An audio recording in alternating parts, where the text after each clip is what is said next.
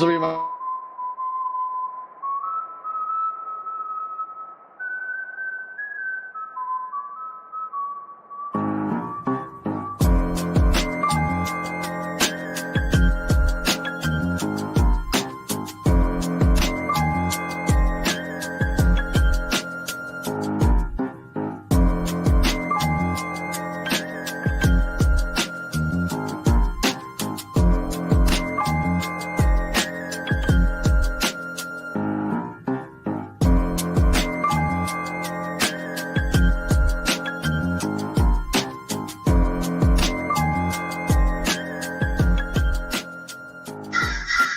Don't forget, it ain't the first 48 with 60 minutes. Come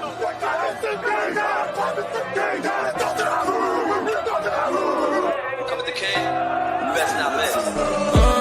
Even the score now, we need to score now. Back on that wall, when you hear that call, you know it's going down. We play from beginning to ending, you know how we finish. Turn to the bank, gotta handle our business. We need the ball, so it's time to go get it. Play with your heart when you hit, make me feel you win. You know I'm with. You come to the bank and get out of line, we sending a blitz. Said who you with? You know I'm with. That purple and black, and when we attack, you know what it is. You're now locked into Zone 32. 32.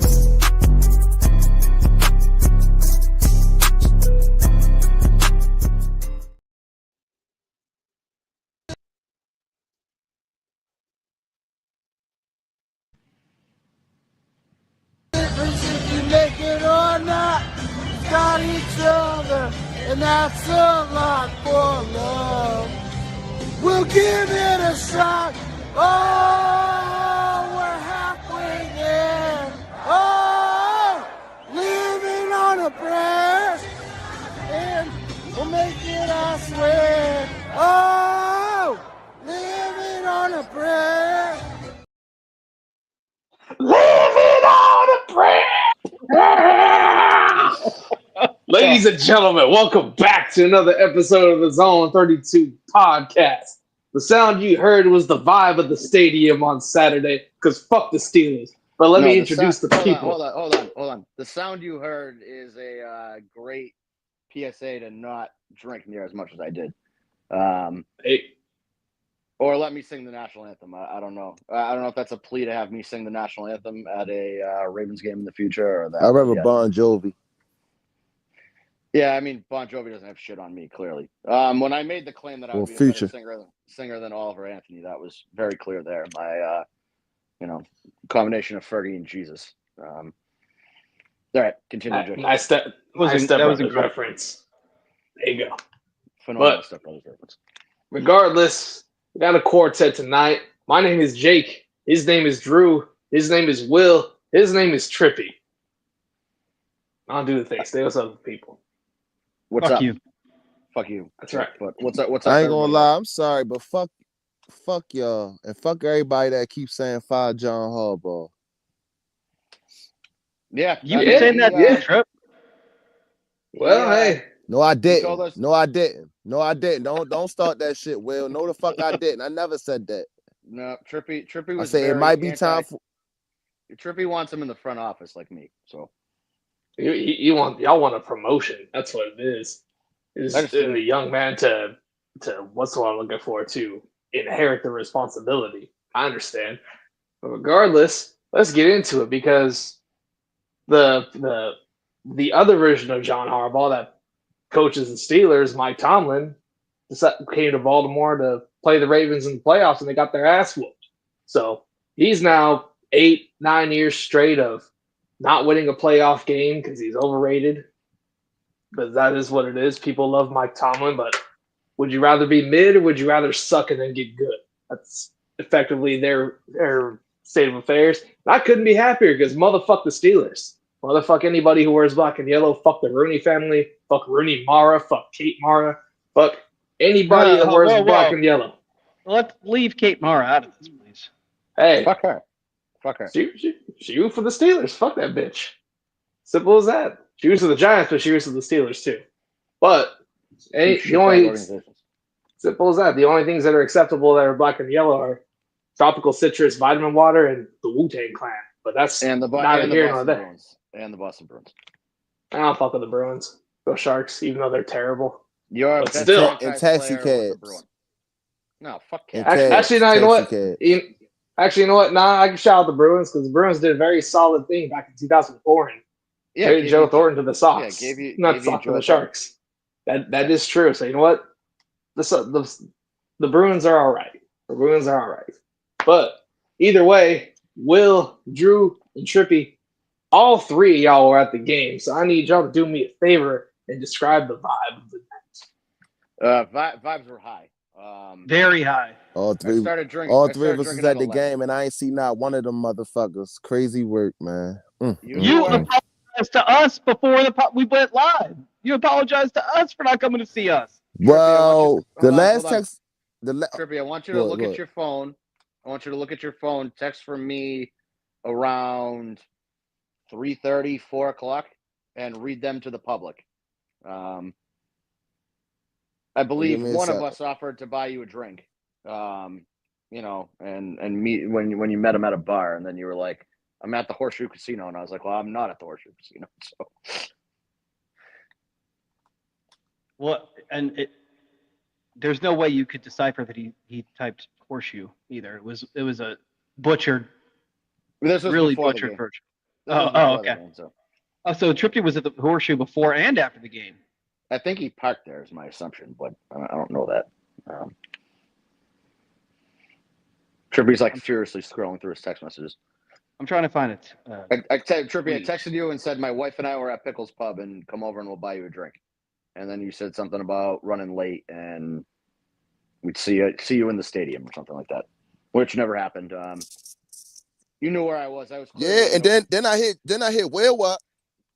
See, I hit Will up, right? And it was so crazy because I hit Will up like, look, I'm by the tunnel, like, come over here. And I thought Will was on his way. That's when I did the Russell Wilson video.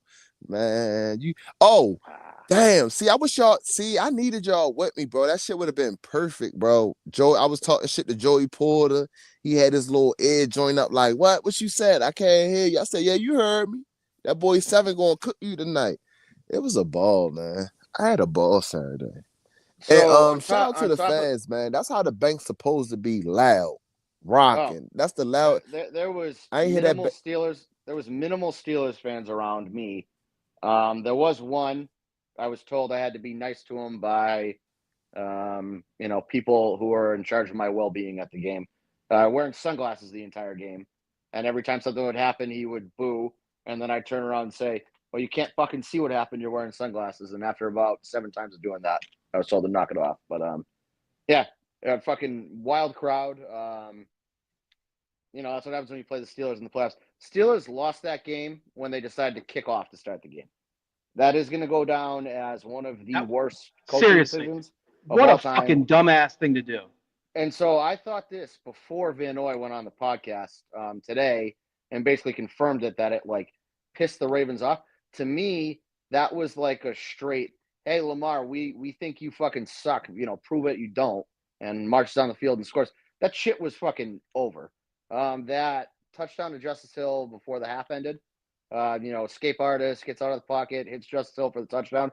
Bateman was wide open. And if I think it was Ronnie didn't get fucking killed by TJ Watt there, like he would have hit Bateman for a touchdown. So going into the half up 21-0, that game was fucking over. This is why we signed Derrick Henry, is that you have a guy who in cold weather playoff situations can just eat the clock for you. Oh yeah. That was a 28-7 game. That last touchdown to Pickens doesn't really fucking count, to be honest. No. It was on Brandon Stevens. That game was over with anyway. And that was just kind of like sometimes you're gonna fucking score. Russell Wilson was in way over his head. TJ Watt was lost all night. TJ Watt played, but will not be remembered for any contribution to the game. He did not put a stat in the book. No, I mean there was a couple times where like after a play he was like in the backfield. I'm like, oh shit, he's still on the team. Like I totally forgot. Well, he didn't get credited with a hurry or anything. He got zipped. Yeah. Patrick Queen had a decent game defensively for them. He was the guy that was always near the ball, and he'll be remembered for the wrong reasons here. I mean that visual is awful. Yeah. I like Patrick Queen. Again, I've not really been like shy about saying that while I was here, but yeah, it's just an awful visual. Also, again, Derrick Henry, the picture that everybody sees, like he was a good like 15 yards behind Derrick Henry, which is why he had the dejected look on his face. Isaiah Likely just murdered somebody on live television. I think that was Sutton that he just fucking slammed into the ground. That was Yeah, I think great. so. And what's his name? Minka got his skull smashed by Derrick Henry. Minka always gets, posterized by our team. Lamar stiff-armed him once. Hollywood Brown's first touchdown, he kind of like blew past Minka, and there's a still shot of like Minka diving for his ankles and not being able to catch him. I'm pretty sure Mark Andrews hurdled him at one point. So he's just like let's get embarrassed by the Ravens on a national scale kind of guy. He's an NPC in a Ravens highlight every time we play. I respect that about him. Grant was a big fan of Peyton Wilson coming out. Peyton Wilson can suck my dick with that fucking mule kick to Lamar. I don't even know. Yeah, what the fuck was that? So when I watched it live, I was just like, oh, that had to be one of those, like, again, there was just a pile of bodies I saw. So I'm like, oh, okay, it was just, a bunch of people fucking collided. And for whatever reason, Peyton Wilson just ended up on Lamar's back. And then I actually drove back to Connecticut to pick my kids up from my parents. And my dad's like, oh, that guy in the Steelers is a fucking dick, isn't he? And I'm like, what do you mean? I was like, they didn't show highlights of it or anything. And he's like, oh, he just straight up got on Lamar's back and like kneed him in the back. And I'm like, well, that's a, dick move, but come to be expected from the Steelers. I mean, beginning to end, that game was just a fucking beatdown. There's really not much else to say about it. I mean, they had the one touchdown of Van Jefferson, and that's kind of how the Steelers offense has been. They kind of thrive on the deep ball. And when Russell Wilson doesn't have much time in the pocket and guys aren't getting open, the deep ball doesn't work. Pickens got open once, and it was on a blatant push-off. I screamed all kinds of obscenities at him because that happened right in front of me. I hope he heard them. And then, he got a late meaningless touchdown, but he can go fuck himself too. So I don't know. That's exactly what the Ravens needed in terms of a statement game. Sure. For years it's been Lamar doesn't play well in the playoffs, and Lamar's terrified of the Steelers. And I would say that was coming out and just, showing the Steelers you own them at this point. So hats off to the, entire Ravens team. And I feel like we had this argument a lot in terms of running back for the Ravens, and that you can kind of put anybody next to Lamar Jackson and they'll put up good numbers. But what you saw there was the difference between signing a, Derrick Henry caliber running back and like plugging in Mark Ingram or Gus Edwards or any of the trail of guys that we've had in, over the years. Devontae Freeman and Latavius Murray. Devontae Freeman. By the way, all of those guys had a jump in their efficiency numbers when they came here. All of them, even though they didn't contribute a lot. If you look at our rushing offense as a whole, like while Lamar was there, Derrick Henry's biggest difference between like Gus Edwards and himself is not really in the yards per carry category. It's that, Henry was getting more carries, so he was the guy putting up those numbers. And, no disrespect to Henry, but like the difference between him and taking that committee approach is that, you have to respect Derrick Henry. You can't have a situation like there was that read option play where literally 3 guys are chasing Lamar and you're leaving a wide open lane. Gus Edwards might take that for 6 or 7 yards because that's what he is he's a, one read and go back. Whereas that's what I was going to say. Gash you for a big gain there. And he's going to keep doing it all game too. Right. So Gus Edwards, so let's hypothetically say Gus Edwards and Derrick Henry had the same yards per carry. Mm-hmm. It would literally be that Gus Edwards was basically either at that number or below it by, 50% or above it by 50%. Gus Edwards not a home run hitter. Gus Edwards not a home run hitter. So Derrick Henry he's like if J.K. Dobbins and Gus Edwards were combined into like a superhuman running back. That's what he is. So he's going to get you high yards per carry. But he's also going to be able to carry the ball as many times as you want. You could give him the ball 40 times. He'll fucking keep going. And he's going to break probably 2 or 3. That's why there's that magic number. I think it's actually maybe like 17 is the real magic number, but people say 20. So like, I okay, was let's call it 20. I was gonna say 13 would be my. Well, number, he's been at under 15, and he's had one really good game under 15. But I think generally, if he gets less than 15 carries, it's not nearly as effective. But it's a weird out. Saying once he gets to 13 carries, then it's typically the second half. Some point in the third quarter. So the defense is already beat up, and that's what it's that.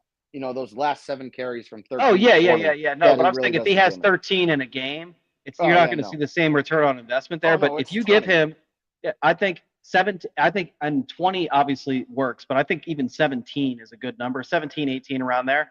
But the more you give him the ball, the better he's going to be. He's going to get you probably close to six yards per carry on average, but he's also going to break you at least 2 big runs once you get to that larger volume. And that's not something you can say about someone like Gus Edwards. So like where they have a similar skill set in certain situations, on the broadest sense, Gus Edwards is not. You should not talk about him in the same breath as Derrick Henry. Derrick Henry is everything Gus Edwards would love to be, but he'll never be, and pretty much nobody will be. He's a freak of nature. Yeah, Derrick Henrys don't grow on trees. That's like me running a 4.3 40. Like that's never gonna happen. It's crazy. Yeah. All right. Yeah. So I found the tweet. Steelers playoff wins since 2011. 2011, nothing. 12, nothing. 13, nothing. 14, nothing. And this is those seasons, not the year it happened, just to be clear. 2015, they won a playoff game on the road against the Bengals. The starting quarterback of the Bengals was A.J. McCarron. 2016, they won a home game against the Dolphins with Matt Moore, and then a road game against the Chiefs with Alex Smith. And so Alex Smith, I think, is a pretty good quarterback, but not great. Didn't really ever accomplish much of anything, but he's by far the best quarterback that we've talked about so far. And then from 2017 through now, 0 playoff wins. So they really haven't beaten a real starting quarterback at any point in the last, we're talking about 14 years at this point. What Mike Tomlin does in the regular season is, I don't want to say impressive. It's good. I guess it is impressive that he can usually take a team that is incredibly flawed and will them to win, 10 or 11 games and kind of put them in that wild card contention. Again, Najee Harris is not really that good. Jaylen Warren is fine, but again, like those are two kind of you need both of them. Like neither one of them is going to be an effective starting running back on their own. They kind of, they have complementary skill sets. George Pickens is a mental midget. Freiermuth is a solid security blanket, but he's not going to get you anything in the vertical pass game. Again, Van Jefferson's kind of like a home run guy. Every once in a while he's going to give you one of those 30, 40-yard touchdown passes, and that's really it. I know Mike Williams is on the team. I forgot he was there because, he didn't really do much. And, offensive line-wise, like, they're okay. Defensively, Minkah Fitzpatrick is going to give you a couple flashy interceptions a year. TJ Watt's going to put up Defensive Player of the Year, caliber numbers. But what it really comes down to is when they play good teams, they don't show up because they're not good. And they've been so, mediocre, but like playoff caliber mediocre for years that they don't really have the draft picks that, backfill that roster. And they're not really picking premium talent. And they can't really pay anybody because they, given out a bunch of, bigger contracts of defensive guys who are getting older and not giving you stellar performances. So I hope they keep Tomlin. I guess the long way of saying that is that I love the fact that they're, gritty 10-7 team every year, but they're never going to get any better because they're never picking high enough to get a real quarterback or get, any real game changers offensively. They also really don't ever take home run swings on offense. I think Kenny Pickett is the last time I remember them really taking like a shot at somebody, and he fucking sucked. Which was a fucking giant whiff. Yeah. Yeah, that was, he played at Pittsburgh, and he's a Pittsburgh kid, and, like we're picking at 20, and we got somebody who was a top-ranked quarterback here. Might as well take a shot at it. But, yeah, I mean, they took Najee Harris in the first round. Like, he's a He's another Gus Edwards. He's not really going to wow anybody at running back. And they're never going to pick, top 10 if this kind of trend continues. So, keep paying Tomlin, keep him there, keep winning your, 9-10 regular season games and maybe sneaking into a wild card and then just getting embarrassed because I love it. That's what I would love to watch happen in the Steelers every year. Congratulations. You're the Detroit Red Wings of the NFL. It's almost better to watch them fail that way than to have them suck for like 3 years and actually build up some talent and be a good team in a couple of years. I'd much rather watch them think that they're good, get their hopes up, and then just get them crushed every year in the playoffs. Yeah, no, I mean, the way that they've been going about their business is perfect for Ravens fans, but when are they going to wake up? When are they going to wake up and see? Like, the reason your franchise is in the position it is because you keep allowing this to happen year after year. You know your team is going to go. Think of every 9-8 or 10-7 and get their ass kicked in the first round of the playoffs. That's just who they are at this point. Think of every criticism that Ravens fans have had of Biscotti and Harbaugh. Biscotti and Harbaugh, and that's what Steelers fans should have for Tomlin and the Rooney family, is that like they're comfortable with every year knowing that they're gonna be in the playoff picture, and they're like okay with settling for that. They don't want to shake anything up. They don't want to break the status quo. They don't want to make the big move that's gonna, their flashy offseason moves were to, get dumpster value prices for Justin Fields and pay nothing for Russell Wilson and pretend like that was going to do something for him. And it never was. Russell Wilson is not a good quarterback. You know who the quarterback's going to be, right? Yeah, Sam Darnold. I think it's going to be Aaron Rodgers. It's going to be Sam Darnold. I would that seems like a Steelers move, is that they're going to be like, fuck it, we've keep trotting out these mediocre quarterbacks. This guy was in the MVP race this year. We're going to go pay him a ton of money because we don't have the draft picks to take somebody early.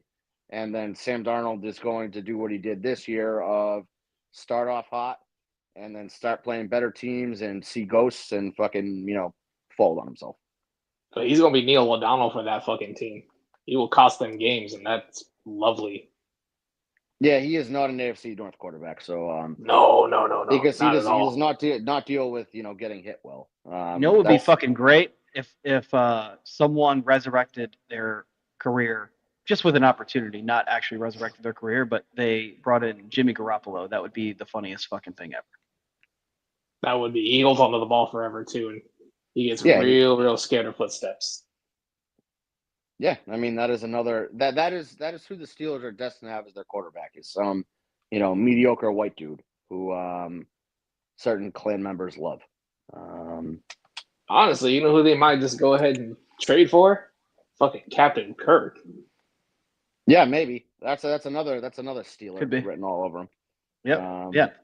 No, he's also not an AFC North quarterback. So I personally think, Sam Darnold would be funny, but I think that Rodgers or Cousins are much more likely just based on. But also, at some point, they have to learn their lesson. So maybe it's this offseason and don't do that. But they also don't have any real path to consistency or stability at the quarterback position. So unless they're punting the season. And they don't have any assets on the roster right now that they could get rid of to get a higher pick, too. So maybe they bring in Daniel Jones. Hey, Will, Trippy's backstage. Oh shit! This is why we have BT here, typically. Yep. Trippy. Sorry, Trip. I didn't see you there. It's all good. I saw the chat. I saw the little comments in the chat. I'm like, oh, cool, I got it. Trippy, we were talking about your pal Russell Wilson and how he's terrible. Hey man, I ain't gonna lie. I was at work today. I was at work yesterday, right? And I kind of was in my family. I was like, damn, all these people upset because I asked that man about what's his favorite, Future song. He sued Future over a song. He has this coming. Oh, for real? I didn't know that. Yeah, the one that I tweeted out before the game. Double murder, O.J. Simpson. Something about fucking with my baby mama. I'm gonna shoot you. Him and Sierra filed charges against Future, and said that it was like a direct threat on Russell Wilson's life. So Drew, I'm not a future guy. I'm not really tuned in with the stuff, but I remember this because it was one of those cases where it was thrown out based on the fact that lyrics in a song cannot be considered to be like admissions of actual things that happened. Yeah, they're not like, it wasn't like a real threat, and also it was like a vague, "I'm gonna kill somebody" thing, which is art. It's art. It's also you can't. like you can't. 80%. It's basically protected. It's protected under parody law, I think. I mean, it was also 100% a threat to Russell Wilson. Oh, yeah, absolutely. As a future guy, like I'm pretty sure that's what he was going for there. But yeah. So Trippy, fucked him up before the game too, which was great. Anybody getting mad about that too? Like, these are professional athletes. I hate this whole, coddling them bullshit. Like, do you think that everywhere Russell Wilson goes, somebody doesn't make a fucking future joke to him? Like, no, you know what, Drew? The reason that Russell Wilson played badly was because of what Trippy said. Yeah, I mean, sure, I'm happy to push that narrative because then I'm like, I know the guy that ruined, Russell Wilson's day. But the fucking reality is, well, that was a horrible voice crack.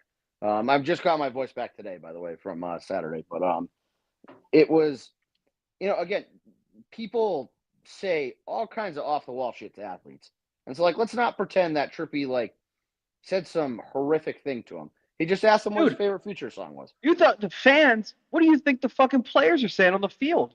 Oh my God, I'm sure it was what's it like raising Future Junior? Yeah, right. He's got to get so much shit every time he gets sacked.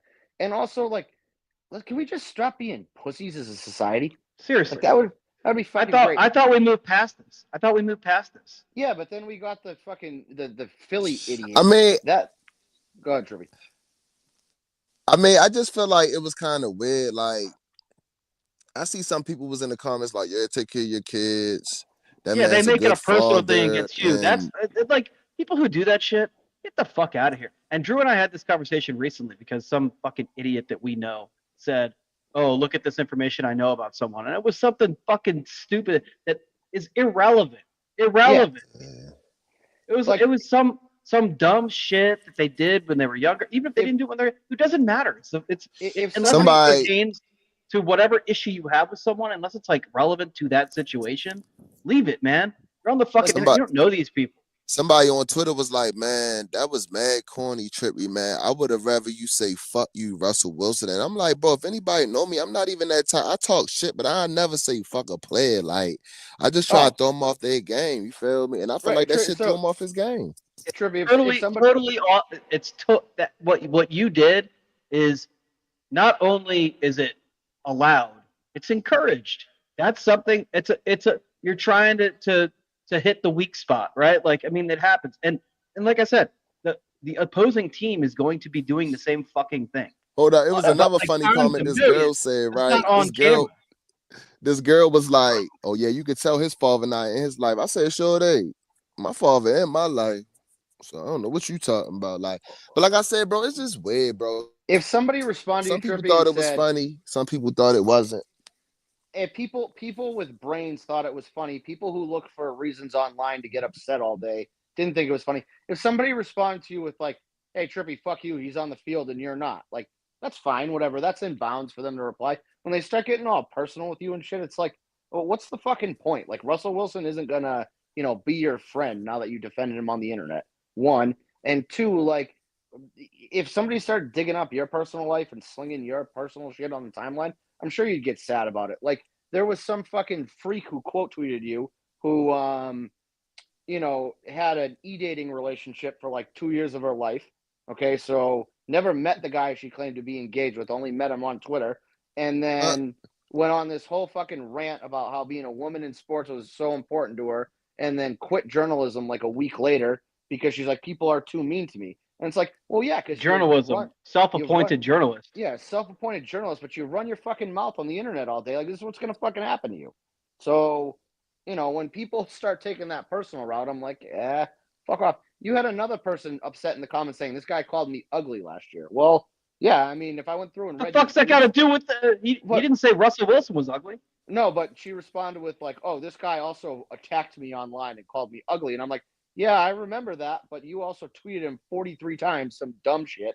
And then he responded with like, "You're too ugly to be tweeting me this." I'm pretty sure was Trippy's exact response. Okay, So listen, if you're bold enough to be ugly and put your face on the internet and then talk shit to someone, you're gonna get called ugly.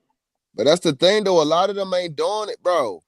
I had somebody else say something about, that little situation about that other girl. I don't want to say her name. And I'm like, bro, like, at the end of the day, bro, like, I feel like the more and more people come at me, the more and more I'm just going to be like, I ain't going to say a menace, but I just love, I ain't going to say I love when I go viral, but I feel like the more and more I go viral, it's just hurting people's hearts. And at this point, I don't give a fuck no more, hey, bro. Trip, like, I have a tweet going viral right now, and I have this one guy who has responded so many times.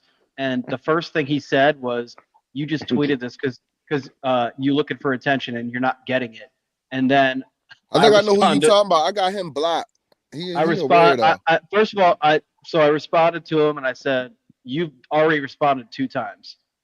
I'm getting exactly what I asked for here." That number's also up to like 12. So and then I muted him, and he just keeps responding and responding. So like these people, all they do, all they're doing, Trip, is they're just putting more visibility on you, and that really, like, you're putting your shit out there because you want people to see it and enjoy it. So like, no matter how it gets to people, and for the most part, I would say, for the most part, people like that video of you that you made. You have people who are shit talking and who are pretending to be mad about it. They're not really mad. They are looking to. They just mad because it ain't them. That's all. They're trying to vulture clout off of you because you made a video that actually was funny and people enjoyed. The fact that it's got, I don't know how many, 2 million fucking views at this point. Well, and the Barstool one's got like 8 million views on it. That's what I'm saying. Yeah. So like, it doesn't matter. Those people, the negative feedback you're getting, there's probably like 100, right? But imagine. We're talking about millions and millions and millions. 100 is nothing. It's a fucking bead of sweat that falls off your ass. Okay? Don't worry about it. Fuck it. I mean, hold up. And not to be cocky, like, and I hate when I talk like this, though, but like, that's why I don't give a fuck no more. Like, I'm cool with the DeCasas, you feel me? Like, I'm cool with the whole Raven staff, family members. You get what I'm saying? Like, when some of these even your biggest enemy on the team, his family loves you now. So exactly, you feel they always did. Right. It's just weird because the same motherfuckers that saying, "Oh, he lame, we don't claim him," y'all be the same motherfuckers in my DM like, "Yo, can you tell Todd this? Can you tell Zach this?" I'm gonna say I ain't gonna say the person name. I'm gonna just be honest with you. I feel like he's lame to me, but I mean, I guess he's kind of cool. But it's just certain shit that some of these dudes do on the internet, and I just find it very weird when it comes to females. You get what I'm saying? And no, it's when weird, when I saw, I ain't gonna say no names, you feel me? But when I saw the motherfucker retweet it, you know me, I'm the type of dude, like, if I got a problem, I'm going straight to your DMs, like, yo, say, yo, I ain't know that was you, yo. It don't matter if you know that was me. My thing is, me asking Russell Wilson, what is his favorite Future song? Hold up. Somebody said they didn't know it was you when the video on Twitter has the TikTok logo, says Trippy. Yeah. And guess what? And you have the most recognizable voice in the world. But guess what? And that's what I told the motherfucker. I said, bro, I'm gonna play dumb just like you're playing dumb, right? Like, I'm reading through the comments, motherfucker. Like, we're talking about the same person, right? Yeah, I'm gonna text it in the group chat. Give me a second when I finish real quick. But I just find it weird. Is the name RR? Is that the script? Yeah, with the D. You know what I mean? Yeah. And I ain't gonna lie, I feel like lame. I feel like ever since, man, I can't get into full D. You know, I've had that motherfucker muted for or maybe blocked. I don't even know. No, I got no fucking idea who you're talking about, which leads me to believe that he has me blocked. So no, hold up. I'm not sure you didn't happen to catch Russell Wilson after the game, right? Because I was gonna say you could have hit him some with like, "Hey Russ, did you hit that Jimmy Seafood before you came out to the game? Because you played like unlimited diarrhea." Oh, I had that video bookmarked to tweet out after the game. And then I was just not in any kind of mental space to be using the internet. So, yeah, it'd be like that sometimes. Drew was busy. He was bar backing at Pickles. Yeah, that man was living on a prayer. I was letting employees do their job. That was the oh god. I don't know why they like me at Pickles. Most of the bartenders know me there, and they're just like, yeah, this is just not worth our time to like. We were there till they turned the goddamn lights on. I left before you did. I had a long drive to make in the morning. I've never been in Pickles when the lights have been on, and I was there. Yeah, lights came on. You made me do the half of the pickleback shot, and then I went home. I had enough. If I had the pickle juice there, I would have been banned from Pickles for the rest of my life, I'm sure, because that would have been thrown up immediately. Pickles are disgusting, but Pickles Pub, great bar. Shout out RJ, the owner. I made him the owner during my first stint there before the game. Some random couple asked where the owner was, and I was like, oh, it's him, but he's just a normal bartender there. So yeah, I guess to put Saturday into Sunday in a nice little bow. Go ahead, Trevi. You got me? Yeah, bro. I ain't gonna lie, bro. Yo is a lame, bro. Like lame. Yeah, I'm gonna say some more stuff once we. Yeah. I'm gonna say some more stuff after we done. You can air it out right now, Trip, man. Me and Drew don't like that guy anyway. Bro, I ain't gonna lie, bro.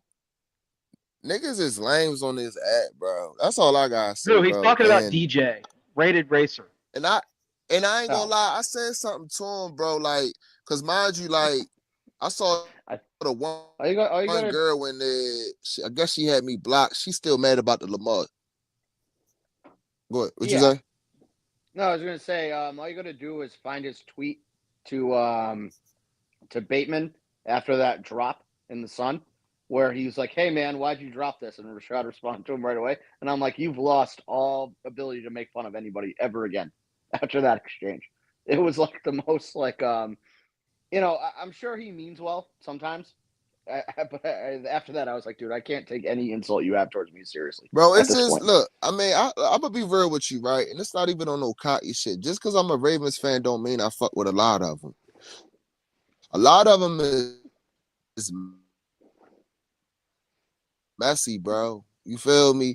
And, I talk to players and shit, and a few of them, I ain't gonna say no names, but a car said that they felt like Bateman was soft on the team. And when I went into space one day, this motherfucker kept DMing me like, yo, who was it? Was it the quarterback? Like, just trying to assume shit. I'm like, bro, I'm not telling you who it is, bro, because I already know what you're gonna do. As soon as I tell you, you're gonna go right back and run your mouth. You know what I mean? Like, the shit. I mean, look, shit lame, bro. Rashad stood up for himself and fought back against Mo on the timeline, and since then he's been a decent wide receiver. For him. You know what? Fuck you, Drew and Real. That's why I wanted y'all motherfuckers to meet me after the game, bro. I think he was kind of I think he was doing like the little, how like they do the little nose shit. Like remember when Matt Judon used to do like the little throat shit, but they do like the nose shit. Yeah. Yo, he was doing that shit. I swear he kept looking at me and shit. I said, yeah, I know that motherfucker talking shit about. I said, it's cool, good. Good. That's Trip, man. That's the goal, man. We're trying to motivate people. Trippy, if he saw Will and I standing next to each other, his brain would explode because he's convinced we're the same person. So he would be like, oh, I don't know what the fuck to do. I mean, there's countless hours of this podcast on the internet. There's two very separate Twitter accounts, but for some reason, Rashad Bateman is convinced that we're the same person. So. Yeah. We do a program together right now. It's live on the internet. Everyone can see that we're two different people. Apparently, it's AI. I'm just happy. Yeah. I'm just happy that he proved me wrong because I had this. I'm sorry, yo. Like, I know you said don't block people, just mute them, but I had to block this one person, bro. You know how you just get a notification? Sometimes you gotta block. Bro, I'm looking at the notification. I'm like, what the fuck is this? So I remember a Ravens player was like, how y'all feel about Rashad Bateman or some shit? And I said bust, but in the bottom I said, hopefully he could prove me wrong. Bro, why the motherfucker going to retweet this talking about, hey, you remember you said this? I'm like, bro, you're lame. Guess what the motherfucker going to say? Oh, you said hopefully he can prove you wrong. He did. Yeah. So he ended up. I said, bro, stop searching my tweet. He said, I actually bookmarked this, but you did say something about proving him wrong. So I guess something. But anyway, bro, I had to shit on him. Guess what he gonna say? He gonna say, "Oh, what you scared? Bateman might see this and don't talk to you at the game." I'm about to say, bro, motherfucker don't even talk. But guess what though? Listen, he's seen it already. He's got fucking notifications on for everybody on Zone 32. I'm cool with his management team. I'm cool with his photographer. Like, it ain't no beef with Bateman, bro. Like, I'm cool with his photographer too. But no. I'm talking about the other one, not Hassan. I'm talking about the other one, the main. Not saying Hassan, but the main one. The main one? Just like Klay Thompson. No, there's one person, Julian, who every time Bateman does anything, responds to me like, "Hey, fuck you." I'm like, I accept Julian RC. No, different one. But yeah, again, tweets me every time. I'm like, I deserve this. Like, he's holding me accountable for being a dickhead to Bateman for all those years. I'm like, fine, I deserve that. It's fine. I was wrong, or how the fuck you want to say it. But, yep, we're here. We lost Jake. Well, Jake's here. He just doesn't have his camera on. I assume he's like wrangling cats or fixing an electrical emergency. But yeah, he's that's like every time scooping 44, scooping the cat litter box. They at me. Yeah, I mean, again, look, like Marlon's having a great year. If you want to look at his splits before you told him to lock the fuck in and after, I would say that you deserve a lot of credit for, suggesting that he locks in, but other people don't want to see it that way. I would give Trippy 40% of the credit and Marlon 60. No, so I would give Trippy 30. I would give Lamar 30 because Lamar also on the Instagram live after that game told him to lock in. And then I'll give Marlon the remaining 40%. That's fair. That is very fair.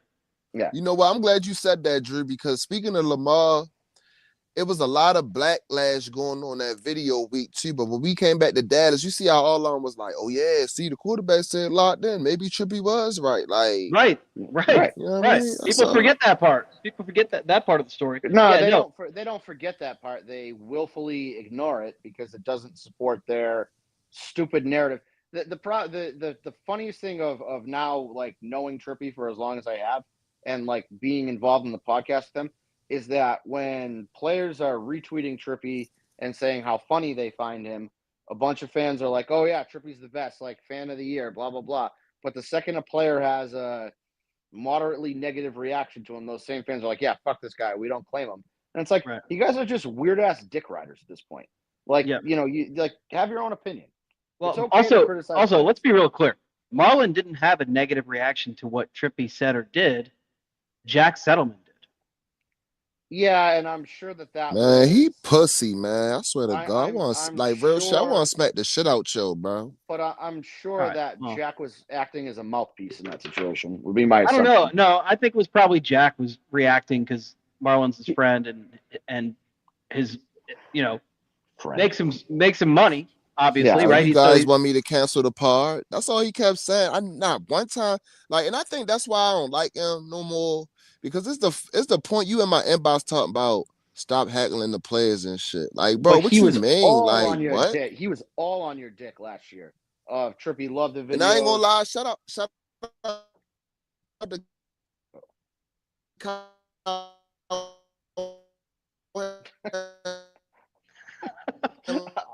I don't know who Trippy shouting. He's shouting somebody out. I think Todd, but I'm not. I think he said Todd Monken, but I'm not 100% sure. what a inopportune moment for things to go bad. For the fucking robot voice. He's giving all his shout outs. He's gonna come back and be like, and fuck you, and every one of those fuck yous is gonna come through clear. Shit to me. Then I saw Sunday. Trippy, we're not getting any of the words that are coming out. We're just getting the robot. We're getting the worst parts.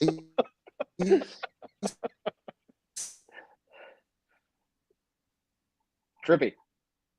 All right, if we want to try to play a fill in the blanks game here, the robot emoji, that was amazing. Trippy is a one of a kind talent. I don't know who he was shouting out, but I wish we heard it just because I'm sure it was. Did you just hear him? And he's not even in here? Yes, he's here. Yeah. Hold on. Jake's the one who left. Yeah, I left for a split second. My headphones were like battery low, so I was trying to do some cute and creative. Did you, Jake? Did you get any of Trippy's shoutouts there, or did they not come through to you either? Oh no, they were robotic when I heard. Yeah, there's no way because you and I were talking, so obviously the connection's fine. Like in general, it's a Trippy connection issue. That was amazing, but all right. If Trippy comes back, with and is not a robot, we can let him finish his shoutouts.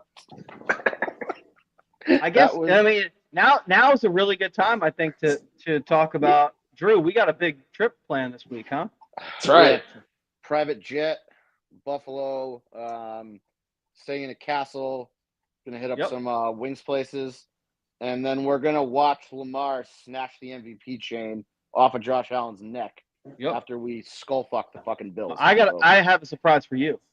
Okay, I'm ready. So we got the PJ, we got the castle, we got the tickets, we got the big money tickets, but I figured we're already in for so much. It's on Zone 32's dime. We're in for so much. And I really don't think it would make sense for us to drive out to Orchard Park. It's kind of a hike and get stuck in traffic. So we're arriving via helicopter to the game. Oh, no, I just assumed that we were. I set that up. Yeah. Nice. I figured the same private jet company would be taking us by helicopter. No, I had to consult a different company, but we're gonna land. We are landing in the parking lot at Highmark. On a folding table. I'm the pilot, man. We landed on the field on the 50-yard line. Trippy, who are you shouting out? Yeah. Oh, I was saying, shout out my man Kyle Hamilton, father, Mr. Derek. Now I'm not gonna get into full conversation, the convo we had, but he a real one. He pulled me up, and then I saw him Sunday, and then he just said, "You know what, Trip? I really fuck with you for real." And I'm like, "Damn, you feel me?" And like I said, I'm just a passionate fan for real. Like, I feel like I'd be fake if every day, like, the team playing like trash, and I'm just like, "Oh yeah, good game out there, this and that." Like, that's just me. Like, you know what I mean? I'm gonna let them know. You can't be Mr. Positivity when they're losing games. Like, that's just dumb. You can be, but then you're corny and you mean nothing to anyone. The difference that's a little disingenuous too. Difference between somebody like Trippy and somebody like me, like, I'm kind of an asshole. Like, there are things that I say towards players and some coaches, Greg Roman specifically, that I didn't like, that you could interpret them as going over the line. And, like, if somebody wanted to tell me, hey, fuck off, like, that's a little too far, like, maybe I deserve that. I don't think Trippy has ever said something to a player or about a player that is anything worth getting upset over. You know what I mean? I don't think he's ever crossed any kind of line. I would say that I live in the gray area, maybe go over the line a little bit. Trippy does not do that. So any player who gets upset by that, or any fan who gets upset by something that comes out of Trippy's mouth, is acting a little weird to me, I would say. Yeah, same, 100%. Okay, if a fan says something outrageous, like personally attacking a player, or you know it when you see it. It's one of those things, right? It's Remember that video? It was during the Greg Roman era, and there was a fan outside when Greg Roman was leaving, and he's like, "Fuck you, Greg! Don't come back, you fucking dickhead!" Yeah. Blah blah.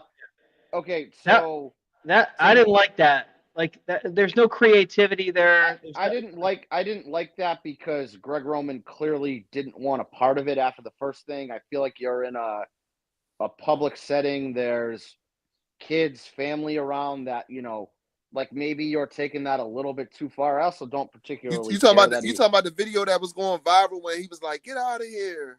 Yeah, like, "Get out of here, you fucking asshole." Blah blah. Yeah, again, bro. He sent me that video because you can see me on the other side and see, like, that's what I be saying, Drew. Like, fans will get. Although I don't get, I'm gonna be real with you. Like, it's to the point now. I don't give a fuck what I do. Like, I don't give a fuck what people say, comment, whatever. Because some people always gonna have something to say, negative or positive.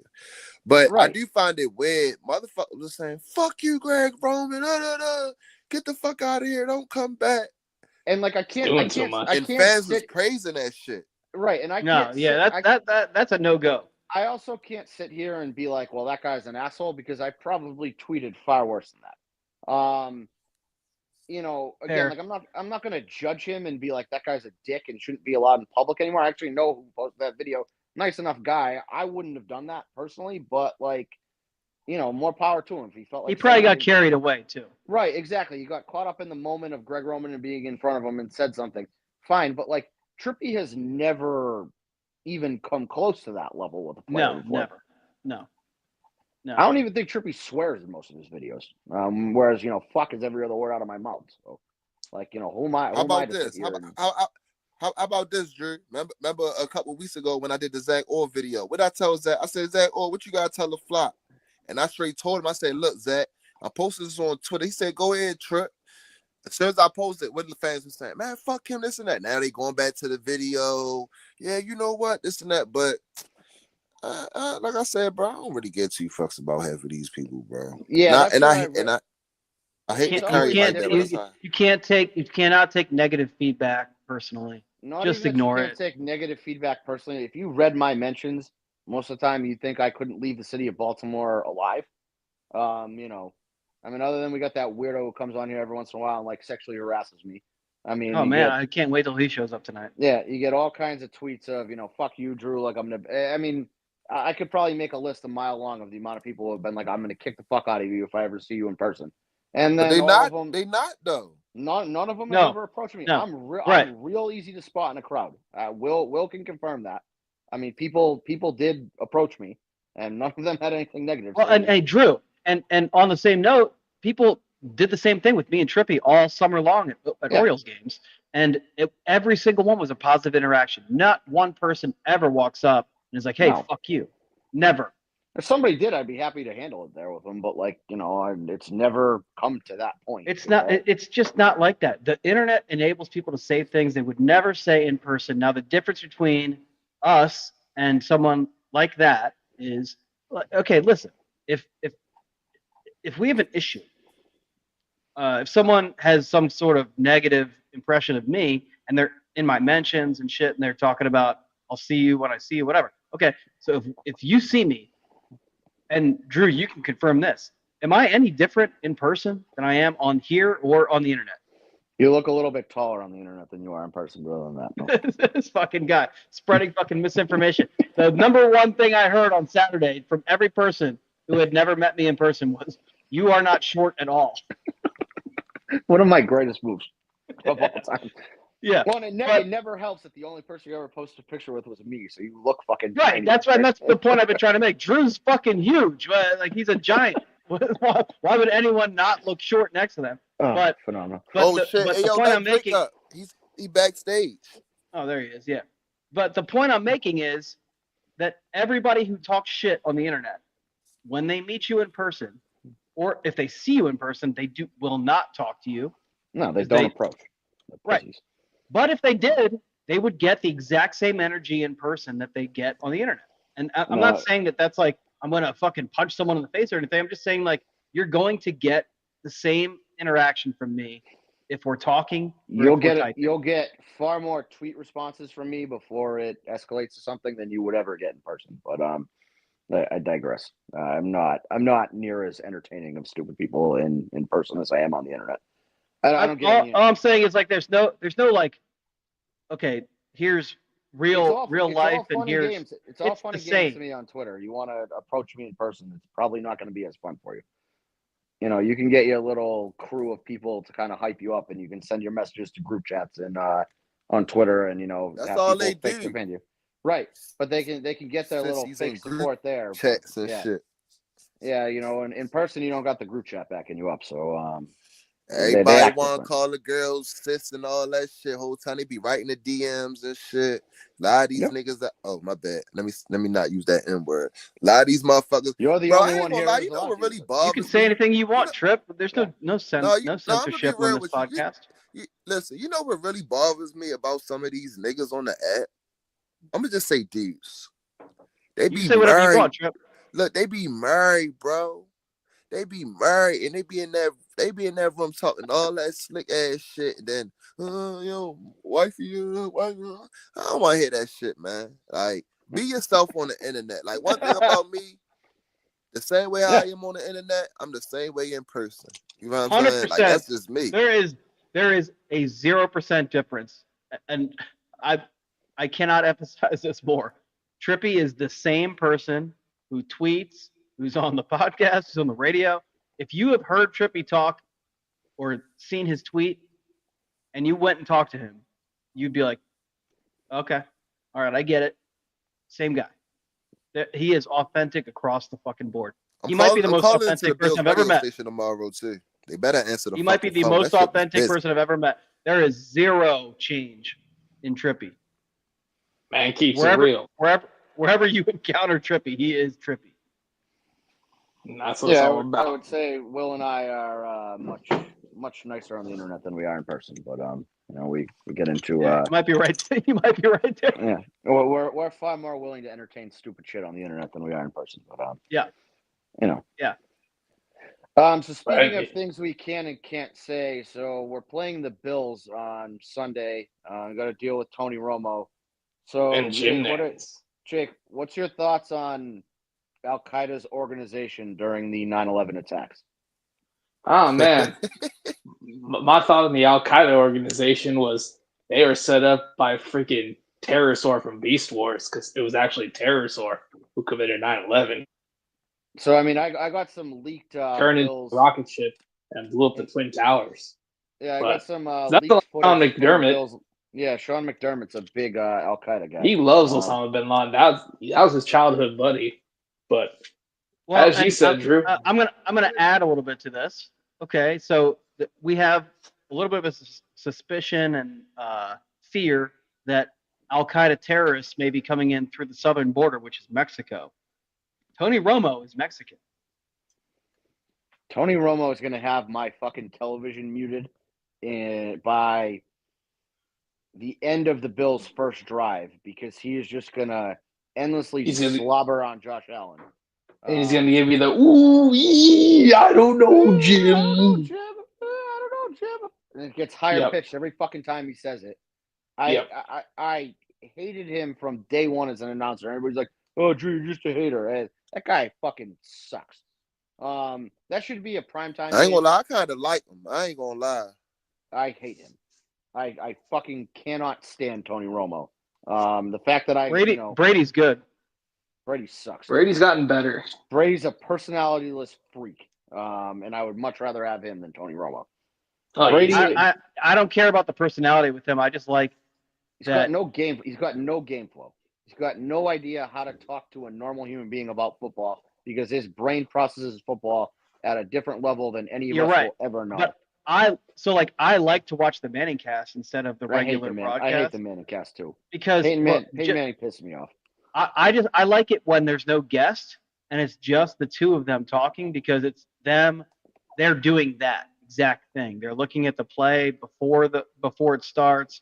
I just like the fact that you're seeing quarterbacks look at a play and tell you what they see before it's going on and while it's going on. I enjoy that personally. Okay, but you got, mushmouth, big foreheaded HGH freak, and then you got his retarded brother, and they're just like, I can't do it. I can't do it. I don't like the Mannings. I don't like I like hearing quarterbacks, especially quarterbacks who are recently out of the game, talk about the game as they watch. If they would be critical, I'd be okay with it. But they won't be. Because you got to listen closely, because they are critical. But you got to kind of listen for it. But if you're gonna have this chill cast on the couch, I want to hear Peyton Manning.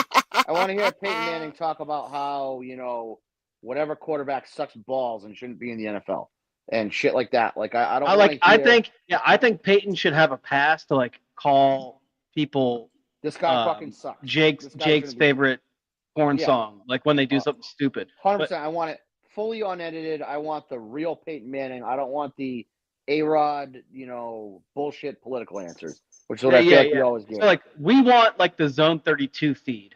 Yeah. I want Peyton Manning saying that was a retarded throw. I would love to hear that. Then I'd be okay with the Manning cast, but that's why I'm not okay with the Manning cast. I do like when I hear, and, like, even when, like, Belichick's on, I like it too, because I think they get more technical when Belichick's on. Belichick creeps me out because before he was dating the 20-year-old, it was all, buttoned up and wouldn't talk to the media. Now he's just like, fun grandpa guy. I'm like, all right, like you're getting your strings controlled by a 24-year-old media major. Like I'm not sure this is the real Belichick. But they talk themselves into a conversation where they're really like getting into it, and that I appreciate when I can hear them just talk about what they're seeing on a football field. I think that's like interesting to listen to personally. Yeah, see, this all could have been avoided with Belichick if he just didn't watch that Rob De Niro movie, Bad Grandpa. Hey, yo, somebody just text me the Marlon Humphrey video. The one of you telling him to lock in? Yeah, bro. What the fuck? Yo? Hey, when Marlon picks off Josh Allen in a big moment, like we can go back to that. I'll make sure to retweet that video and say this is why he's locked the fuck in. So I guess to get into the game on Sunday, and not bitch about Tony Romo, who's going to fucking, inevitably piss me off. I think the biggest key to that game is to just do what we did against the Steelers. Yeah. Stick with your identity, play within yourself. Because here's the thing is that you have two quarterbacks in that game. You have Lamar and you have Josh Allen, who are both guys who are going to at some point say, fuck it, and try to put on a cape if they're losing. And when you try to play that hero ball style, against a good defense, shit's going to go wrong. And so if you put Josh Allen in a position of him, trailing 7+ points, and you can look at his career numbers, that is when he is arguably at his worst. And I assume it's the same with every quarterback because, they start feeling the clock tick down. They're like, they can't throw the ball away. They get in this zone of like, I can't lose this game, which is a great mindset to have, but it also makes you make mistakes. And that's really what you got to do is you got to put Josh Allen in an uncomfortable position where you're beating the fuck out of him every time he drops back. And he's relying on guys like Amari Cooper and Khalil Shakir to, and Dalton Kincaid to make catches when they're not the most, secure hands in the league. You want to get him pressing. You want to get him off his game. And you do that by hitting him and having a couple timely drops and keeping the ball out of his hands too. You limit his possessions by, long sustained drives with Derrick Henry. And all of a sudden it's, you're up 10 points with 4 minutes to go. And Josh Allen's like, fuck it, I got to put on the cape. And he's going to maybe make that throw in triple coverage that he wouldn't have made in the first quarter. And that's when you really, lock the game away. So that's what I'm looking for on Sunday. Here's the Ravens recipe for how to beat good teams. You score early. So if you get the ball first, you put points on the board on that first possession. You got to score early. You got to score in the first quarter. You have to try your absolute hardest to force a turnover, whether it be a fourth down turnover.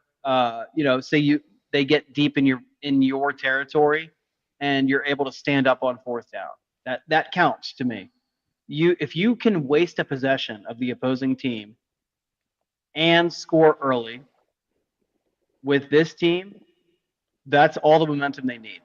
It's going to be cold. But then coming out of halftime, then no matter what you've done offensively in the first half, you treat the second half as the Derrick Henry show. You give Derrick Henry the ball 15 fucking times in the second half at least.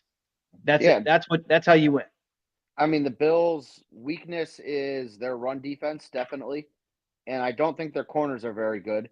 I keep seeing a lot of Bills fans saying, let's put Matt Milano on a contain. And I just laugh because of that fucking Matt Milano gif of him just getting, his ankles. I heard that shit all day, bro. People are like, oh, that was 5 years ago. That's what I. Oh, yeah. I'm sure about Matt Milano's gotten more agile in 5 years. Right, that's the Man. thing. That fucking gif. Matt Milano could end up statistically being the greatest linebacker in NFL history for all I care. If you say Matt Milano's name, that's all I remember is that motherfucker in all red flying the wrong direction because Lamar broke his ankles. So like, you know, you can and I actually had a back and forth with Emmanuel Acho before Steelers game where he's like, you know, Steelers key to success here is you know, man coverage, sticking with your man, no blown coverages, and you know, 5 guys rushing the quarterback and keeping the rush lanes closed for Lamar. And I'm like, yeah, that's great on paper, but the problem is that, you know, you got to execute every play when you do that because one blown coverage, one guy doesn't get home. You can't do all those things on every play. It's impossible. You can't sustain that for 60 offensive plays. And you know, here's what breaks that entire thing that he just described, and we saw it. It's that freeze frame where Lamar had already handed the ball off to Derrick Henry, and Lamar was running like it was an outside QB run, and 3 defenders followed him. So guess what? So everything actually, you just said has fallen apart. Also had a great film breakdown of that, and so the first time the Ravens tried to run, tell him come on the pod, man. I have. He's told me that in the offseason he will. You know, he's a little busy with his own show, which I don't blame him. Maybe busy with, you know, other people at his studio too. But I'm not going to hate on him for that. I don't get the hate on him for that. You know, congratulations, man. But in all, so he showed the Ravens ran that same option 3 times. First time they ran it, the Steelers did he called it like a chase and replace, so that, you know, the guy on the edge would chase Lamar, and, you know, a middle linebacker someone rotates out, kind of rotate over and fill the gap, and so it sort of, you know, bottles Henry up too. So Ravens run the first time, doesn't really do that good. Second time they run it again, and the Ravens kind of send another blocker that way. They get some yards. Third time, the Steelers basically do a chase, replace, and that's what ended up with the 3 guys in front of Lamar and Derrick Henry with this massive hole up the middle because everybody had already pulled to Lamar's side of the field. And so, like, that's the problem with the Ravens specifically, is that they almost run these option plays to see what you're going to do and force you to overcommit to Lamar or overcommit to Derrick Henry. And if you leave either one of them a rush lane, you're fucked. And you're not giving Lamar enough credit for observing what he's seen, changing, and then being so good with the sleight of hand to make you think the ball's still with the other guy. Right, and that's the problem, is that every time the Ravens run that option, it gets more and more deadly because Lamar Jackson has more information on how your defensive ends are going to react to it and how your linebackers are going to react to it. And when it gets down to it, how your safeties are going to react to it. Like, people, I don't want to play the race card, but I feel like they look at Lamar Jackson and people use the backyard quarterback that thrives off the broken play, you know, the playground guy. And the reality is he's like a computer. And every play you run against him, he learns more and more about how you're going to react to what he does with his legs and how he's going to exploit that. That actually, that whole criticism of him, that he's like a playground player, that it's like, you know, it's street ball, lazy. Whatever. That's it's very funny actually, because I hope to God there's not actually defensive coordinators who are telling their players this, because it's not only is it not that, it's the complete opposite. He's a serial killer of defenses. He will see what you're doing and they'll repeat that play and he'll do it again and do it better. And he's going to keep learning. And by the end of the game, if they kept running it, it would just be that somehow he is completely untouched and just walks into the end zone. He will figure out all your weaknesses and exploit them. The thing is he can be a playground player. That touchdown pass to Justice Hill was a playground play of, you know. But it was a playground play, and by the way, it was a playground play for him to he moved the pocket, but he stayed inside of it the entire time. Yeah, even when the throw came out, it's a pocket throw. Right, but he realized he couldn't make the clean pass to Bateman, and so he knew that he had to shift the defense the other direction to let Justice Hill get free and let him walk into the end zone. But but his feet and his hips and his head are moving the defenders but he's doing it while observing what all his offensive linemen are doing. So he's keeping that pocket. He's moving it around. But everything that happens he was on the always field, inside of it.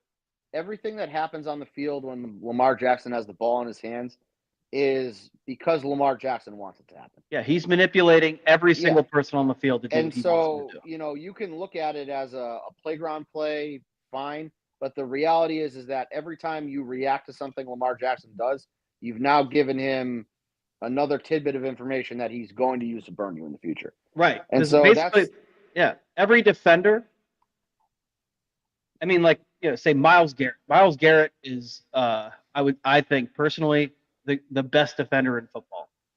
And I think maybe Kyle Hamilton's the second best behind him. But I like Max Crosby more than I like Myles Garrett. But Myles Garrett to me is the best athlete on the defensive side of the ball.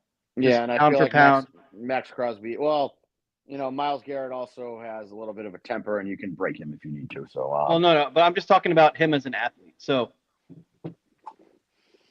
Yeah, I just think you can. I think you can knock Myles Garrett off his game. I have not seen Max Crosby crack like that. Wherever Myles Garrett is on the chart of athleticism, Lamar Jackson's still above it. So Lamar Jackson knows, and Myles Garrett even knows this, as we've seen several times throughout their exchanges. Lamar will set every guy up on the field, especially guys who are close to him, pursuing him. He sets them up to beat for his athleticism to overcome theirs. So he's going to put them in a bad position every single time. He's going to make them think that they have an angle to get him where he knows he has an out that's going to put him 2 steps ahead of them. So it's just watching Lamar do that, what he did on that Justice Hill touchdown pass. And I don't think he even knew Justice Hill would be there until he saw him and just threw it to him because he was so wide open. He could have underhand, like slow pitch softball the ball to him and nobody would have challenged it. But because he was looking for Bateman the entire time, obviously. Yeah, until he realized that passing lane was shut. And so he, reacted to what was on the field.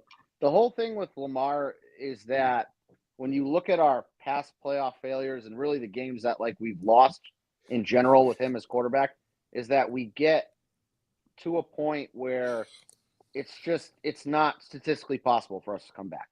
Right, and it's predictable the way that the play calling goes. And in those games, I would say in those games, like the Tennessee game comes to mind. Like I think he ended up having 600 yards himself of total offense, and that was when we started running the hurry up, and he was the one calling the plays the whole time. So even at that point, he had figured out how to beat the Tennessee defense, and we were just dropping everything. Yep. The only team that I ever have seen Lamar, shut Lamar down for a whole 60 minutes was when they ran that fucking cover 0 blitz on him in Miami. Yep. And he just and that's not true because when that game changed was on that fucking perfect throw to the back of the end zone he had to Lizard Man Sammy Watkins, who pulled up because he was scared of the fucking goalposts. Right, but then we got to a point where we needed to score a lot of points quickly, and so the waves to beat that cover 0 defense weren't going to fly because they were going to eat up a ton of time going down the field. And so we got to the point where Lamar was forcing hero throws because that's what we needed to win the game, not what we needed to succeed against that defense. And that's really all the games that we lose they come down to a point where it's not that Lamar can't make a play, it's that he can't make the play that we need at that time because it's just not open for whatever reason. Right. So it's because basically it's because something has happened that's kind of outside the control of most of everybody on the offense except for the one guy who maybe made the mistake. So and sometimes he turns the ball over. Sometimes it's his fumbles that hurt us. But it could be Lamar. Could be Lamar. He made a mistake, but then let's talk about the 2019, the 2020, whatever. 2019, 2020, the game against Tennessee. So where we had Mark Andrews tipped the ball in the air, got intercepted, and then Greg Roman panicked and started calling pass plays for the rest of the game. He abandoned the run. So my hope for us offensively, and I think Todd has come out and said it, there are points where he panics. And so he's at least aware. It's something that he does from time to time, and I hope that his awareness of it will maybe stop it from ever happening. Well, maybe there's like a checks and balances in place now too. Who knows? Yeah, and what I would really hope is that we don't get into that situation at all, and that, you know, as long as we command the game and we feel in control the whole time, I'm very comfortable that this is a pretty easy Ravens win. It's also the playoffs. The Bills, as much shit as I'm going to talk about them online, they are a solid team. They're not, you know, as good as people think that they are. But again, Josh Allen has a special talent, maybe. I don't know what the right word is. That we got Tom's number one fan. Oh, Kamal, nice. New here. Wait, why does Ravens. Tom? Oh, because his first name. I got it. I figured it out, chick. Yep, you go. A little slow, but I figured it out. No, I mean the reality is, like, we can control this game, and we need to be the ones who push the pace, push the tempo, and are the ones that make Josh Allen uncomfortable, and not vice versa. I don't want to get into a shootout with the Bills, because then the game gets into the hands of the referees, or a bad bounce or something like that. Or Brandon Stevens. Right. I mean, again, death taxes, Brandon Stevens is going to get fucking torched for a touchdown. Mm-hmm. Like, it's just going to happen. And so when that happens and it makes it 28-14, I don't really care. When that happens and it makes it 14-14 or 17-14 with 2 minutes to go, I'm not going to be happy about it. So let's put this game out of reach early enough that you know that something's going to go wrong. This referee crew apparently heavily favors the home team. No, not so much. Jake, hold on. Jake is the referee guy. Civ had great information about this. Okay. So the numbers, if you look at them just based on this year, which, as Civ points out, is not really a great or fair assessment of referees' tendencies, because they don't really. You would think they would not change all that much from year to year. So, hold on, I'm gonna look it up. Hold on. I mean, on his past games, he'll let defensive backs play and just kind of let them just go until the end of the game. And so interestingly, this is the guy who reffed our Chargers game. And if you guys remember the Chargers game, we kicked the fuck out of them. And then all of a sudden, that last drive, when the over was in doubt, he called a bunch of ticky-tack penalties on our defensive backs and let the Chargers get a free touchdown. Reality was, it didn't matter because it had no effect on the outcome of the game. But, like, that's the stuff that I worry about with, letting a referee be the one who makes decisions here. I got it. I got the numbers. All right. So I'm going to read Civ's message word for word. Okay. The home away stats are also kind of not really great in football. The sample size is way too small in a single season to make an assumption based off it. It's basically 11 out of 15. When you look at his numbers starting in 2008, when he became a head ref to present, it drops to 61%. The league average is around 58 to 59%. So it's really not skewed very far in the favor of the home team over his career. Yeah, well, the stat is technically correct, but that being said, it's also not a barometer, an indicator of we're fucking screwed. Yeah, right. Yeah, no. So to me, and that's not me saying fuck you, Jake. You're an idiot with your rap. No, I didn't take that. What more worried me about what Jake said is that he's not a consistent ref, and so not always, especially in the playoffs. So when you go into a game with that, like, you kind of know that there's going to be a call where you're like, you haven't called this all game. And again, maybe this is like Harbaugh PTSD kicking in, but like, that's the shit that's derailed us in the past. So I'm just asking that we. All right. So this right here from Zamboni, this is the guy who called the leg whip. Yep. I don't love that, because like, those are stupid fucking things that, like, we all talk outside of here, and I said earlier that, like, I think the penalties have gotten a lot better in the past 8 weeks or so, whatever. But when a crew is willing to call a fucking leg whip on that play, like and he didn't even touch Ricard didn't even touch the guy. No. When he called that. So yeah, so that could be problematic, but we'll see. So my big thing is this: we beat the fuck out of the Buffalo Bills the first time we played them. Now there were some inconsistencies across what we're gonna see in their lineup. Okay, but there are inconsistencies in our lineup too. That's what I'm going to say too, right? So exactly, me too. That's the point I was getting at. So you know what? Whatever the net is on either end, it's probably negative or neutral. So who gives a fuck? All I know is we beat the fuck out of Buffalo when we saw them. So you have a lot of tape since then. Is the same game plan going to work? If it is, then do that again. Because not only can we do that again, we have a better defense now. We don't have fucking Marcus Williams or Eddie Jackson in the lineup. I mean, we had the worst passing defense in the league by a wide margin at that point, and Josh Allen had fits all night. Couldn't fucking complete anything. And, is Amari Cooper going to save him there? Probably not. No. I joke, but does Matt by the way, Milano, and Amari Cooper lines up on the opposite side of Brandon Stevens. Yeah. Does Matt Milano strike fear in anybody's heart? No. I mean, fuck Teron Johnson. Good player, but yeah. Has he ever made an impact in a game against us? Never. No. Not one fucking time. No. Again, and then Teron Johnson had that pick six in 2020. That was 5 fucking years ago. So fuck that guy. Just because of that. But again, he's not this world beater that the Bills fans make him out to be. And, again, bottle up James Cook, make Josh Allen, make decisions under duress. Make him be patient. Make him be patient as a quarterback. Yeah. Well, make him think twice about running too. And I think this is where Roquan comes in big. So, hey, Roquan, first time you see Josh Allen break the pocket, go and fucking find him.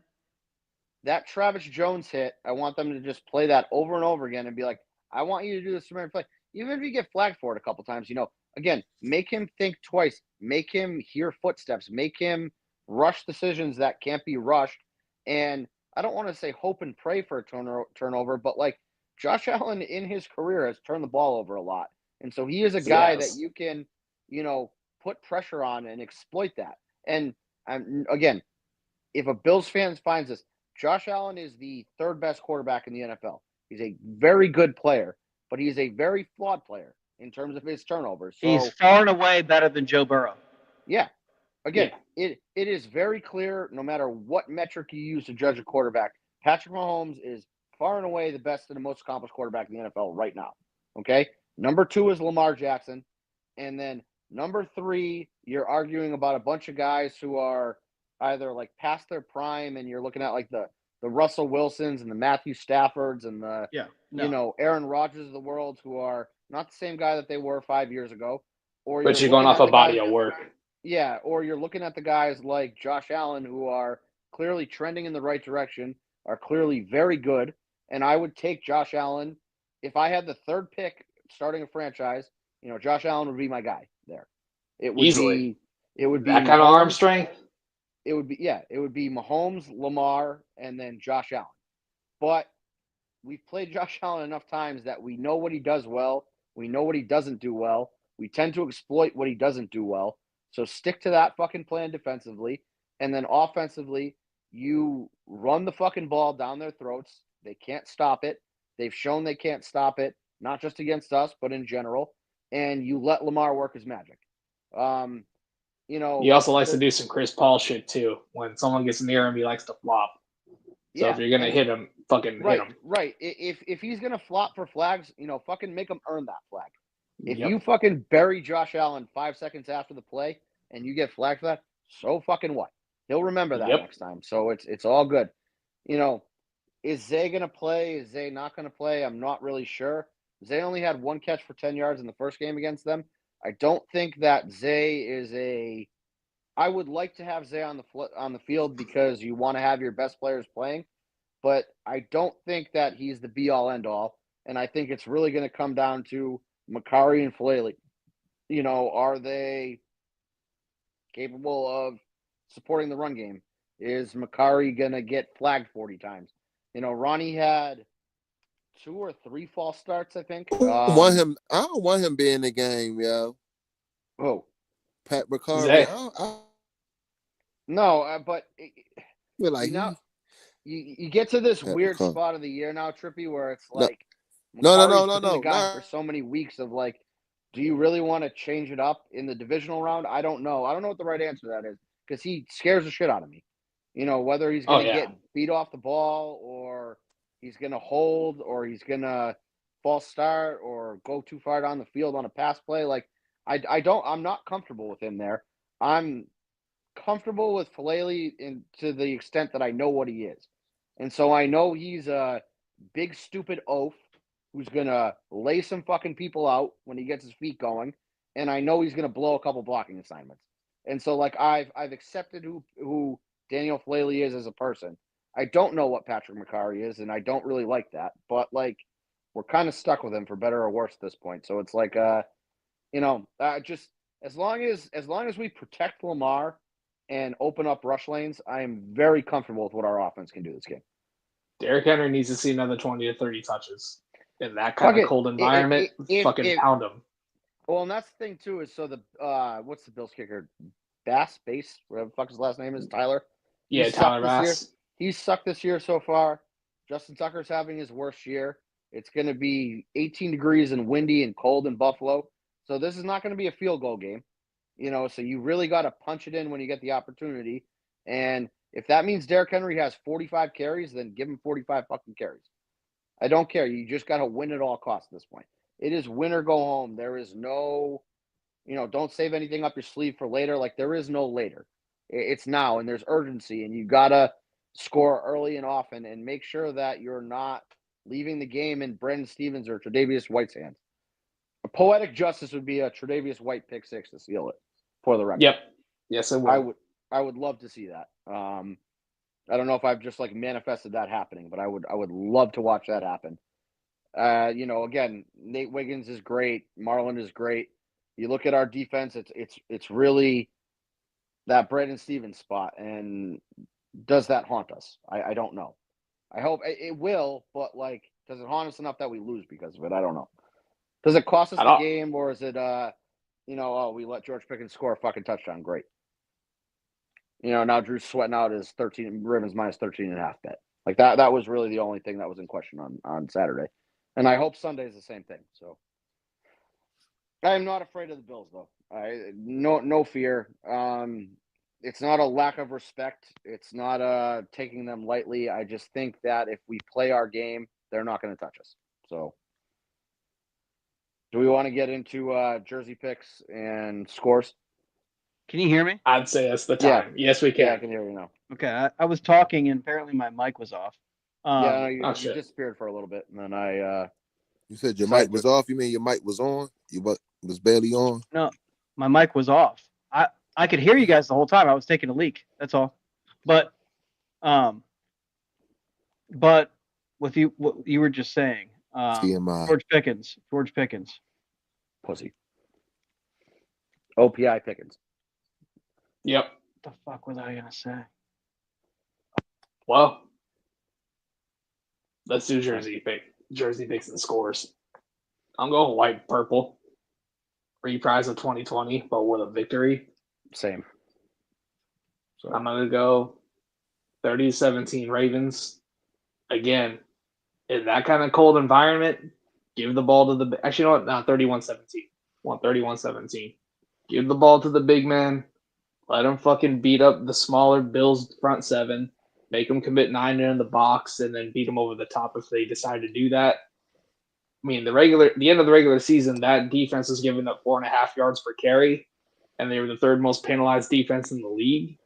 So all things considered, they're not unstoppable. They like to play with 2 deep safeties for the most part because they like to make teams have to beat you underneath and methodically drive down the field. Pound the fuck out of them, make them commit to 8 or 9 in the box so you can beat them over the top. And I'm going to say something conservative defense. I'm going to say something here to piss off Bills fans. I've seen enough racist Lamar tweets from them that I'm comfortable saying this. I want Derrick Henry to stiff arm the living fuck out of DeMar Hamlin's clone. Hand right to his fucking chest and slam him to the fucking ground. I think he wins comeback player of the year next year after he dies on the field again. Yep. There you go. There you go. Yeah. Somebody had to go there, so I'll do it. I'll be the one. There you go. Yep. Trippy, what do you got for jersey combo and score? Trippy. Did we lose Trippy or did we lose me? No, I'm here. My bad. It's all good. I'm going all white. Okay. And I'm going 34-17 Ravens. Okay, similar score. I'm with it. Yeah, that's pretty close. I know we ain't doing our plays yet. I think Derrick Henry over 100 yards, 2 touchdowns. Lamar Jackson over 50 rushing yards. All right, so you think a big rushing attack? Yeah, that's the way to beat this team. All right, so I'm with Jake. This has been a year of reversing narratives, and so I think you got to bring the purple and whites out in Baltimore and win with those. I'm gonna go 28-13 Ravens. I'm gonna go pretty close to the wild card score, but we only give up a touchdown and then 2 field goals. So, Will, is Will talking and then we can't hear him again? Oh shit! Yep. Will, You hear me? yeah. Yes, I can hear you. All right. So you're purple white, right? Yes. Okay. White jerseys, purple pants, like me. Okay. And I'm gonna go. not light purple. I'm going 35-20. Okay. Purple, or excuse me. I have these all written down wrong. It's the opposite. We're all white jerseys, obviously, right? Because we're on the road. Yes, white jerseys, black pants. Okay. I think the purple is too close in color to the blue. I've noticed recently that the Ravens are trying not to wear colors that anything close. Yeah, exactly. So I think we're gonna go white jerseys, purple. Yep. Will, we lost you. Lost your audio again, homie.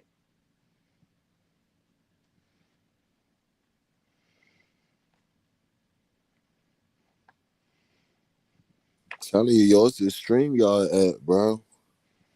No, Will's got some complicated mic setup. So I think Will is going to go white purple or white black. I think that's what we would wear in Arrowhead. I agree. Or hear maybe, yeah, I can hear you. Yes. Okay. Yeah. So white jerseys, black pants this week. If we play Kansas City next week, it'll be white jerseys, purple pants. I'm just giving away my pick now because So Jake and I got the opposite, I think, but...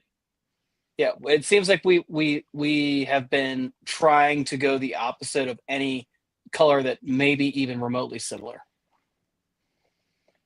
All right, I can live with that. Yeah. If you let me pick the uniforms, I'd go purple rising helmets, purple pants, and white jersey. But that's probably not those helmets are illegal currently. Yeah, so noted terrorist Roger Goodell not allowing fun things to happen in the playoffs. I'm not sure. Yeah, and like, what's the downside? What I are know we he talking was about? at the game. He was at the game? Yeah, he was at the Steelers-Ravens game. Yeah, he was there. Trippy, are you going Sunday? Yeah. You are? Yep. Can you ask Josh Allen for his MVP chain so you can give it to Lamar when you see him?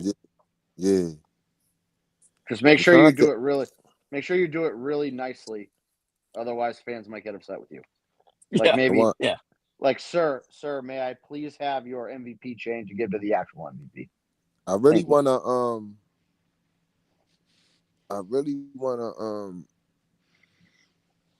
talk to Deion Dawkins. My bad, bro. I'm all over the place, man. I was hoping I got this one assist from Russell Westbrook, but it's a blowout, so dang. But yeah, man, I want to talk to Deion Dawkins. I want to try to get into his head. So I got to do some research on Deion Dawkins. You know what pissed me off about Deion Dawkins is a couple of weeks ago, he wore his own jersey, like a replica jersey of his, into a game, which is just a total weirdo move. He went to Yardy Snow University. I ain't understand that. Yeah, like, he went on Fanatics and bought his own jersey. I'm like, you can't do that, pal. Wasn't even like a game-worn jersey that he wore in, just a total fucking, replica one that he bought. So that guy freaks me out. I hope Owe has a fucking field day with him. Or Van Noy. I'd like to see a Van Noy sack. That'd be nice. But, yeah, I don't know. I mean, we're all pretty confident. Yeah, I would love to see just Owe kill Josh Allen. But, or a Jabo. That'd be nice, too. Mm-hmm. A Jabo strip sack would do wonders for me, but I'm not holding my breath. So maybe this is the week that he does it. Yeah, I don't know. Looking forward to Sunday, and again, I'm not at all nervous. I had a long couple days here of trolling Bills fans ahead of me. Kale Buffalo is high on my hit list. I don't know. Spain guy is not really spoken much that I've seen. So Spain guy. Yeah, I don't know. Ever since you told me he was from another country, I don't value his opinion on football anymore. Yeah, he lives in fucking. Yeah, like go watch soccer like all your fucking weirdo neighbors, pal. What's a city in Spain? Barcelona. He lives in Barcelona. Yeah. Yeah, and then they say it like Barcelona, like they have a lisp. So yeah, just go watch kickball with all your little pals. Fuck off. Leave football to the Americans. We got this under control. Trippy, you have to get Cole drunk. No, I'm staying away from Cole. No, he's bad luck. Here's the thing. They won. Maybe he's not now because Drew and Will and everybody offset the jinx. They finally got a win with Cole in attendance. I saw him in person. He is a Hall of Fame hugger. He's a great hugger. He gives good. He comes right up to you. He gives a great hug. He'll come right up to you, makes you feel really like he values your time and your presence. That's the Canadian. That's the niceness. Yeah. I don't. Yep. Somewhere at the American border and the Canadian border, like the asshole Northeasterner gets wiped out of you, and then they're all nice up there. Yeah. So it's unusual to experience that, but he gives you a great hug. He makes you feel like okay. He values your time and your presence in his life, and so finally he gets a win. Yeah, a win. Let's make it a streak. Let's make it a streak. Right. So now, it offsets the previous results. So we need all the good karma possible. We definitely need, if we have a zone 32 person there, we need a zone 32 person to go and interact with him for sure. So do you want to know what the difference maker was? Is that when bad things happen, it's when Will comes near the stadium but doesn't go inside of the stadium. So Will stepping inside broke the curse. So we're good to go now. You might be right, because the last time before Saturday that I went to a game, we won in very crazy circumstances. So you were outside the AFC Championship game. You didn't actually go in. And bad things happen. This might be wrong too, because I was outside the wild card game with you. The Texans game, the divisional run.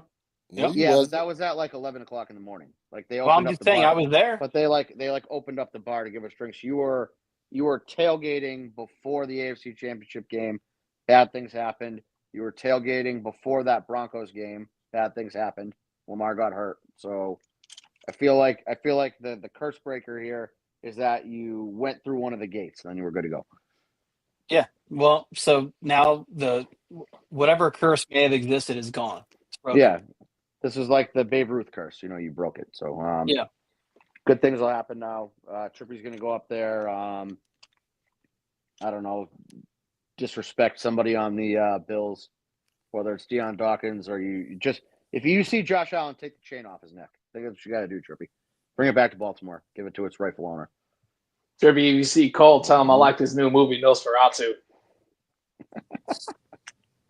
That man is a dead ringer for Robert Eggers. I probably don't even.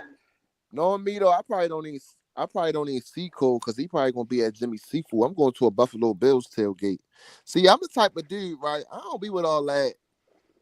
No, I mean, no disrespect to Jimmy's and shit, but I don't want to be around Raven fans during the tailgate.